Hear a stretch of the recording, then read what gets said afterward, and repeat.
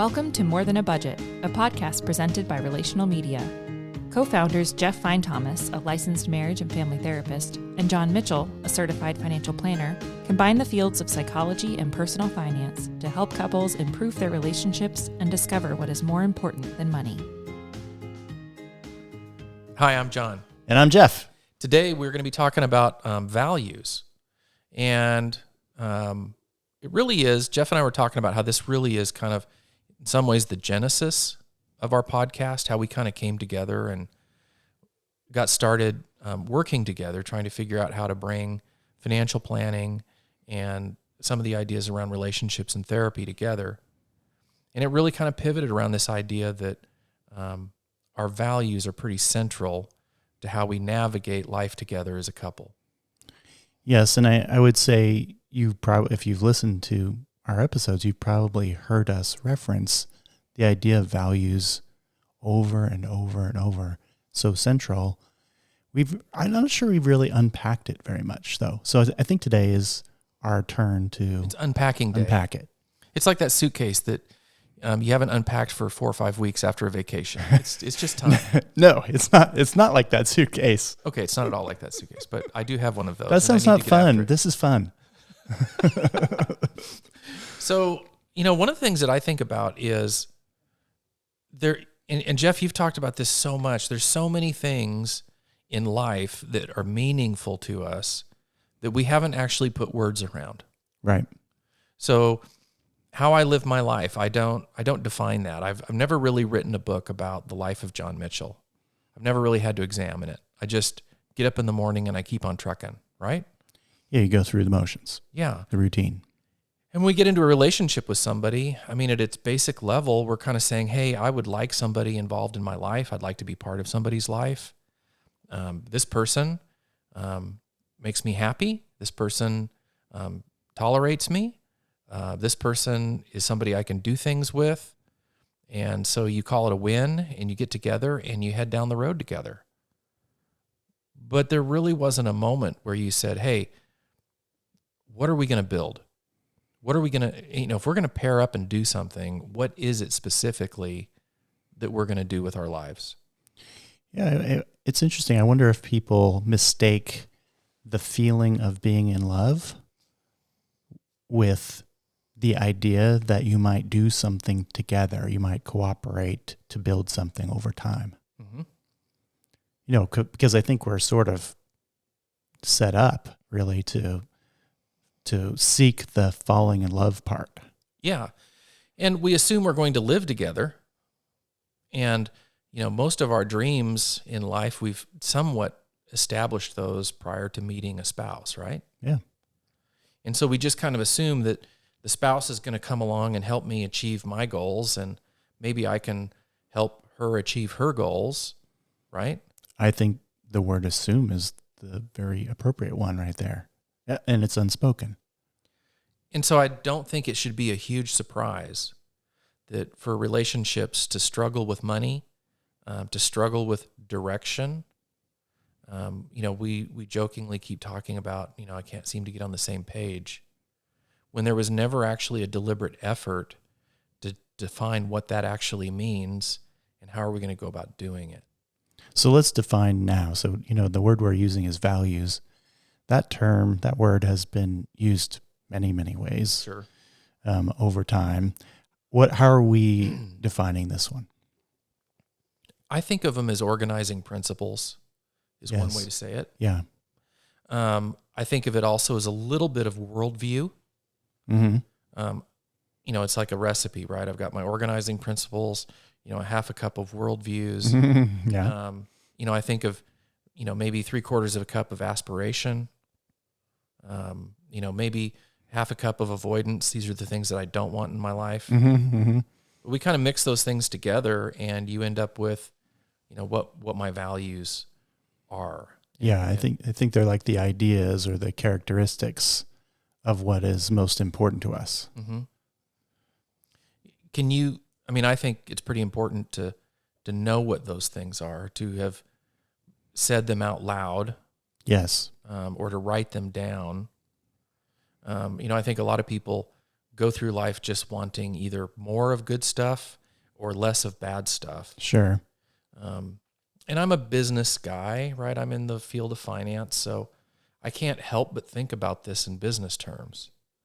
It's not the only way to think about it, but I can't imagine somebody saying, I really want to be in business for myself. I really want to start a new company, or I want to start a new enterprise. I don't know what it's going to be. I don't know what we're going to make, but let's get started. Mm-hmm. Nobody would lend money to that. No. And without a plan, without a core idea of what it is you're going to make and how you're going to do it and who's going to do what in the company, it's destined for failure. Yeah. And so, the idea of values is, in a lot of ways, it's, to borrow that business analogy, it's what are we making?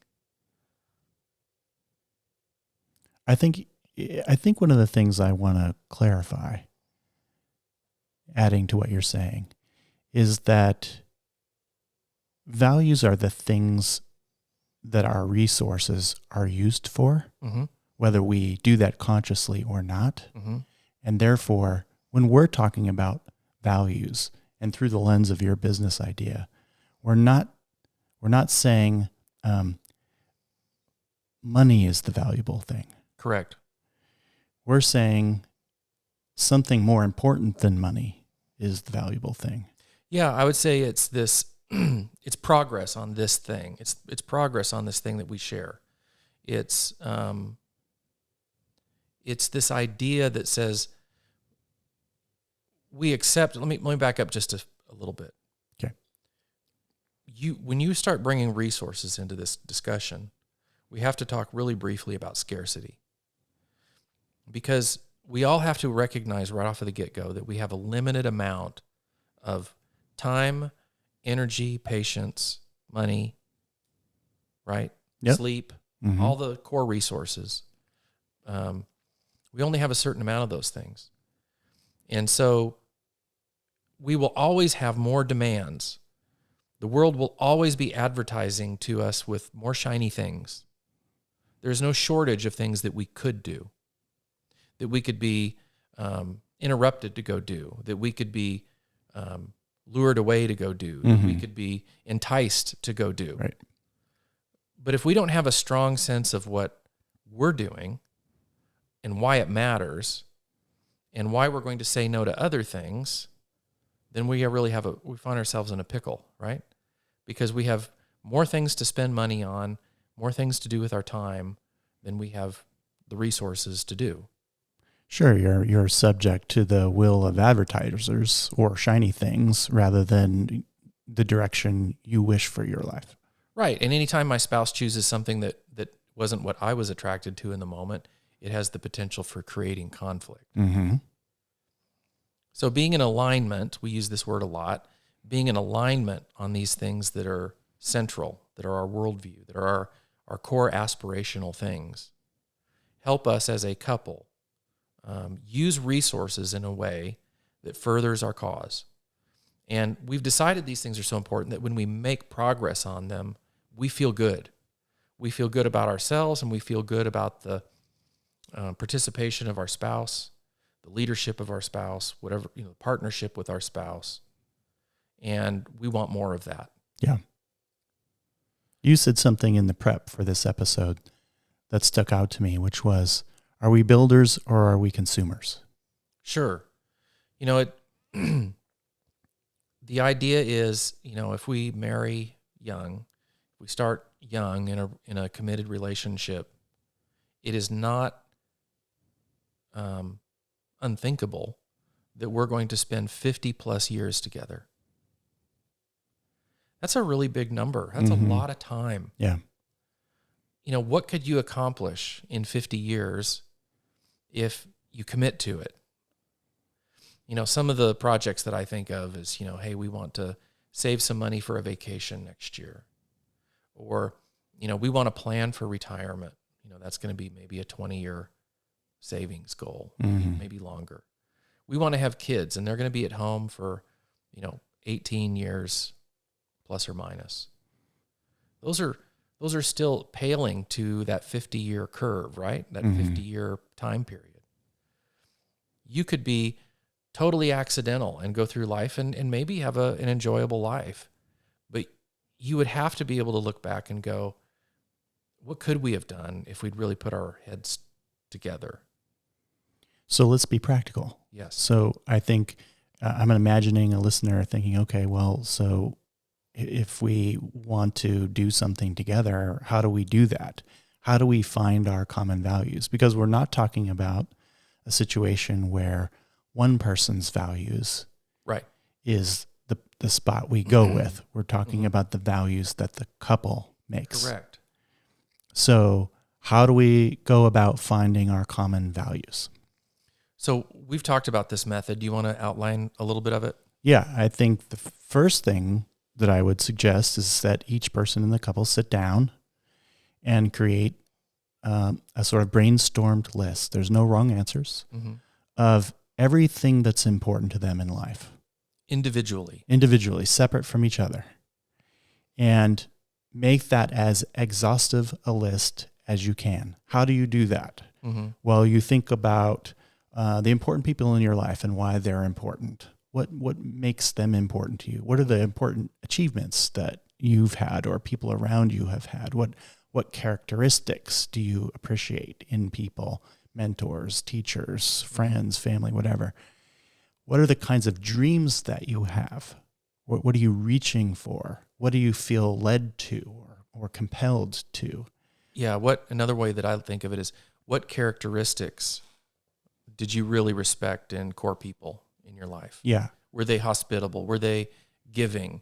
Were they, committed? Were they driven? What was it that you go, man, I really want that in my story? Yeah. And so I want to point out what Jeff is saying is that it's really difficult to create shared values if you haven't spent some time getting inside of your own mind, in your own history, and discovering what has kind of resided there as important to you for a long time. And I do think it's important to know why certain things are important or not important to you. Right. Because one of the potential pitfalls or traps you might fall into is that you're just doing the opposite of someone else. Sure. And sometimes that has a dilemma that comes with it, which is you end up not actually getting where you want to go by doing the opposite. Sometimes you do go where you want to go, but sometimes you don't. So I think it's important to know why you like the things you state on your list. And then I think once you both have a list that feels exhaustive to each of you, you sit down and you share your list. And the rule of thumb is if your partner has something on their list that you didn't catch when you were brainstorming your list, go ahead and put it on your list. Yeah. So in the end, once you've both shared what's important to you and had a conversation or a series of conversations about what's important.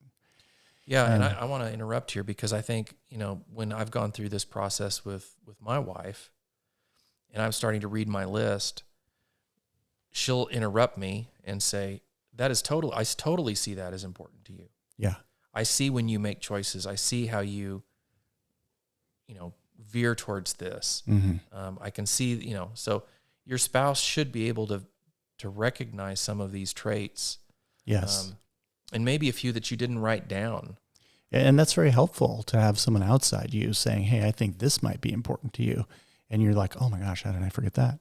So it's helpful. So once you've shared your lists and you've sort of compared, then I think the thing to do is to find the ones that are in common, that have some significant overlap. There's a good chance that the kind of language you're using will be different than your partner's. Right. But hopefully there's some synonyms there, and you can begin to form some ideas that are fundamentally in common. Do a little negotiating if you have to, and then find that list. There might be 3 things, there might be 5 things, there might be 10 things. Doesn't matter how many things, but there's going to be some that are like really, really important to the two of you. And once you have that, that's your list of common values. At that point, you need to be thinking about what it is you're going to do with them. Right. When we talk about values, we talk about them with respect to how we're going to spend our resources. A lot of times we would talk about the resource of money because that's what our podcast is about. But the truth is there are other resources like time and energy and love and all kinds of different resources that we have available. Not all of the resources are money, obviously. And just because you value something, it doesn't necessarily mean you need to spend money on it, although oftentimes we will. So you might want to be spending time. Yeah, we live in a society that kind of believes that the way you solve 95% of the problems is you write a check, or you Venmo, or whatever it is that we do now. Right. In a lot of places in the world where money is not the core resource for people, they become very creative in how to accomplish the things that they value. Of course. And they do it without the finances involved. Right. And I think it's one of the core ways that you recognize that you're doing a good job of establishing values when they're not necessarily things that are real easy to write a check for and acquire. One of my favorite money quotes is that money creates problems that more money can't solve. Mm-hmm. And it assumes that there are things in life that you can't accomplish with finances. Mm-hmm. I can't buy a better relationship with my spouse. Right. I can't buy love. Right. And so when I start thinking about what our core values are, is I'm starting to ask the question of what is it in our family's life is going to be more important, to be a bigger priority, areas that we want to make progress on that aren't about money. Because then what we're asking when we're talking about how are we using our resources is we're using our resources in ways that align with us accomplishing these goals.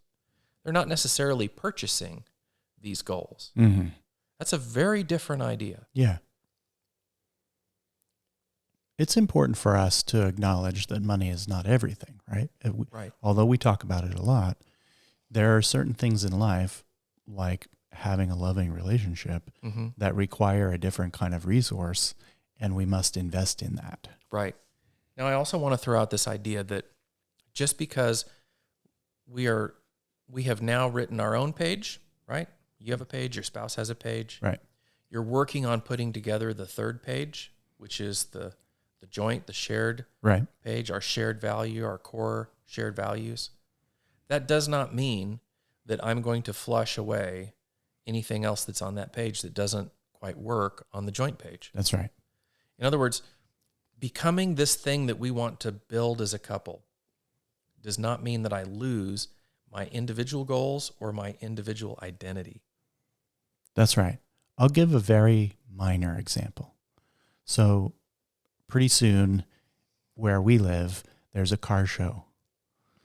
And it's once a year, and I love going, even though this particular one is not the best car show I've ever been to.